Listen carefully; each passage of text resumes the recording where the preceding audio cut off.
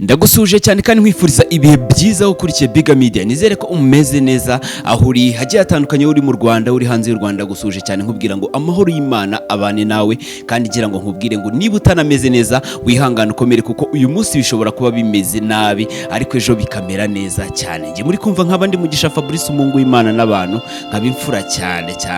Uyu munsi rero turi ku itariki ya 4 z'ukwezi kwa 9 umwaka wa 2025, aho mu gitondo cyo kuri iyi tariki hari inkuru itugezeho. Ni inkuru y'incamugongo, ni inkuru ibabaje cyane ku banyarwanda ndetse n'ababa hanze y'u Rwanda, noneho by'umwihariko kuba kunda umuziki wo kuramya no guhimbaza Imana.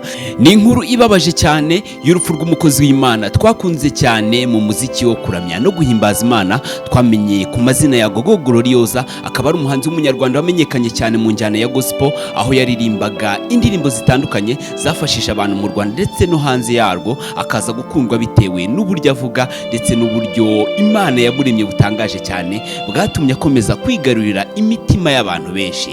Gogo Gloriosa rero biravuga yuko yitabye Imana mu ijoro ryo ku itariki ya 3 z'ukwezi kwa 9 umwaka wa 2025, aho yitabye Imana hariya mu gihugu cya Uganda mu mujyi wa Kampala, aho yari yaragiye gukorera ibitaramo bye by'ivugabutumwa, ndetse akaba yaramazeyo iminsi cyane ari kumwe n'abamufasha cyangwa se n'abamureberera mu rugendo rwe rw'umuziki. Biravuga yuko rero Gogo Gloriosa yitabye Imana azize uburwayi bw'umutima bwari bukunze kujya bumwibasira bukamufata akitura hasi, ndetse ibyo abenshi tumenyereye nk'uburwayi bw'igicuri. Uyu muhanzikazi rero ubu burwayi bukaba bwamufashe mu masaha y'ejo hashize nimugoroba, ndetse bikaza kuba ngombwa yuko ajyanwa ku bitaro bya hariya muri Kampala, ariko nyuma y'amasaha atageze kuri 2 ubuzima bwe bukaba bwahise burangira, ndetse bikaba byamaze gutangazwa yuko urugendo rwa Gogo Gloriosa twakunze cyane, twamenyereye cyane mu muziki wo kuramya no guhimbaza Imana, aho yagiye avuga amagambo menshi akomeza abantu imitima ndetse n'abahumuriza abakumbuza ururembo rwo mu ijoro,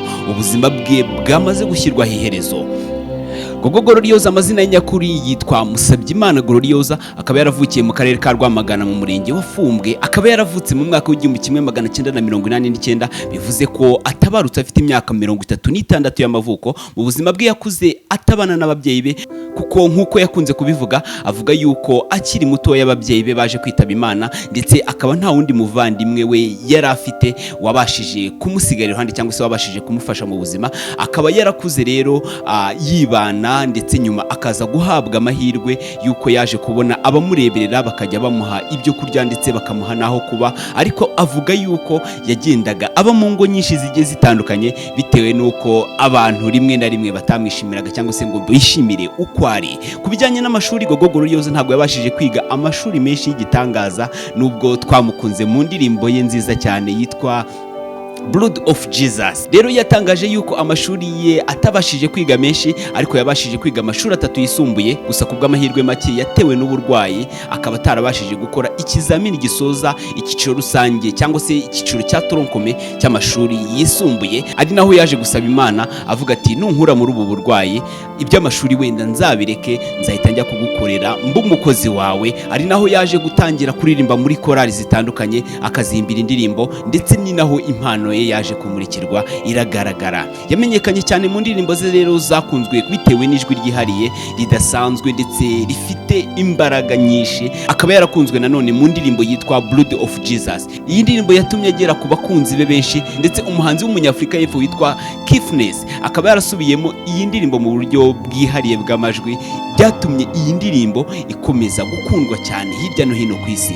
Gogo Gloriosa yakoze ibitaramo bitandukanye, harimo ibyo yagiye akorera i Kigali hano mu Rwanda, ndetse muri Nyakanga mu mwaka wa 2025 akaba yaritabiriye igitaramo gikomeye cyane cyiswe Mega Gospel Concert, cyabereye hariya i Kampala mu gihugu cya Uganda, cyateguwe kandi kikanaterwa inkunga na Kitala Kabulengwa Fellowship.